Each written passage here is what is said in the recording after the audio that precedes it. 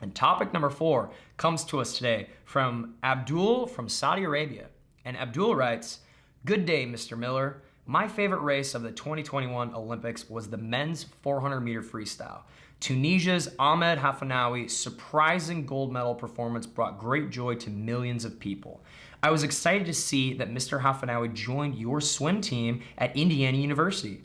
However, I recently read online that Mr. Hafnaoui won't be competing for the Hoosiers this season. Can you elaborate on this situation and give us fans an update? Please and thank you. God bless." All right. Thank you, Abdul, for that submission.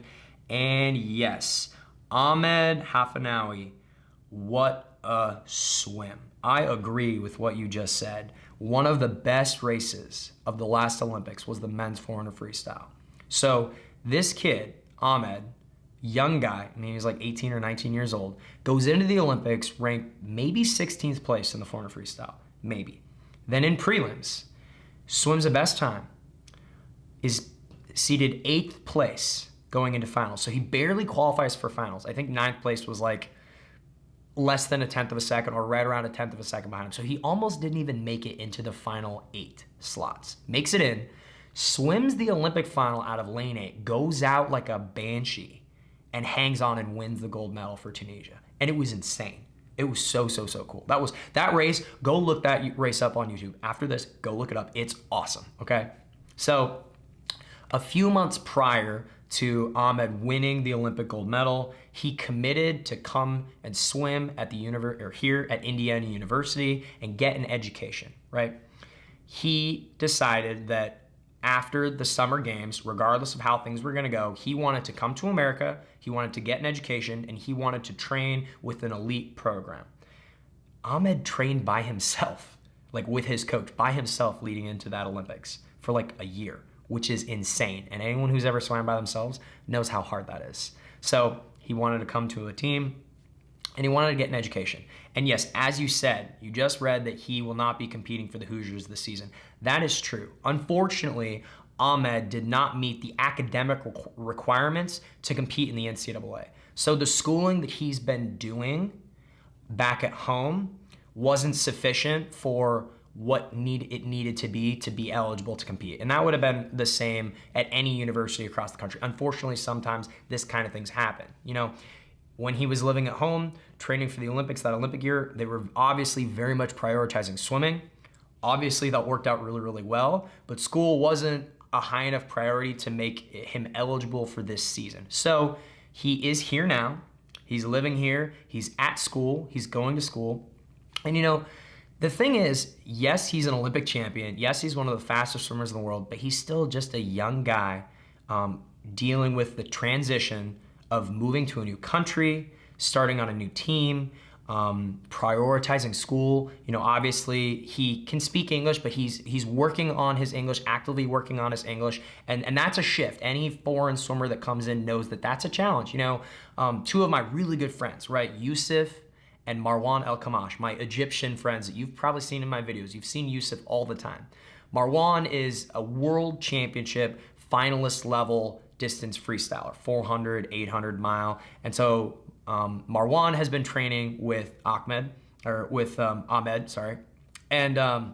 And Yusuf is obviously been coaching. So they've been helping him along, you know, and he's doing great. But yeah, the answer to your question is he won't be competing on the college team until the following year. Like he can't even start in January. He's got to go a full year of schooling before he's eligible. But Ahmed will be competing at Short Course Worlds this December. He will be competing at, I believe, a couple World Cup meets, like the one in Indianapolis here in just a few weeks.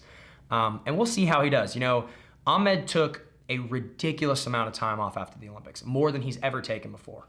Rightfully so. Obviously that's the right thing to do. So he's still just trying to get back into the swing of things, right? He's still just trying to get back into shape.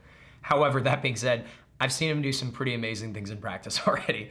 I've seen him do some pretty crazy stuff. I mean, I've seen the dude push like a 141, 200 freestyle in the middle of an aerobic set. And it wasn't even that hard. Like that once again, that's yards. So my international viewers, but it was pretty crazy.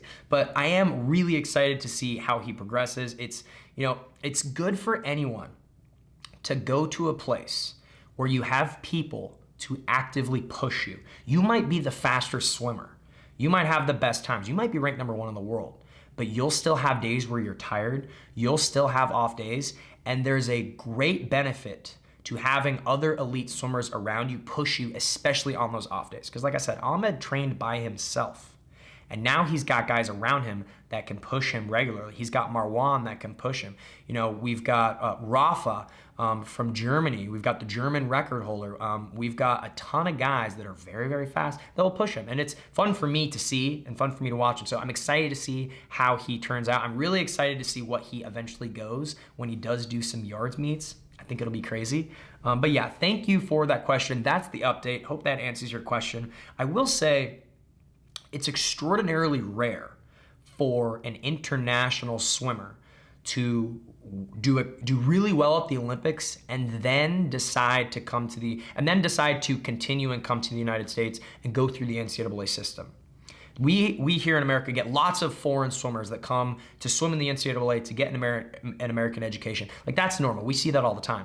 But what Ahmed did was he decided he wanted an education, come and train here, and then won the gold medal, which undoubtedly opened up all of these doors for him, okay? All of these opportunities for him.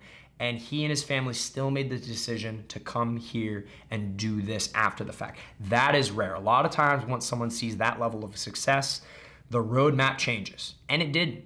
And that's really cool. You know, it's more common for Americans who do really well to then go into the NCAA system because that's more common, right? Like most notably Lydia Jacoby. I mean, she won the gold medal in the women's 100 breaststroke at the last Olympics, and then decided, no, she's going to University of Texas. She's, you know, now swimming there. And so we see that kind of thing all the time.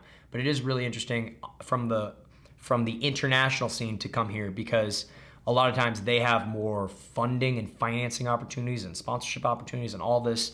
But now we have the NIL, which is great, which obviously benefits a lot of those athletes. So that's your update. Thank you so much, Abdul, for that question.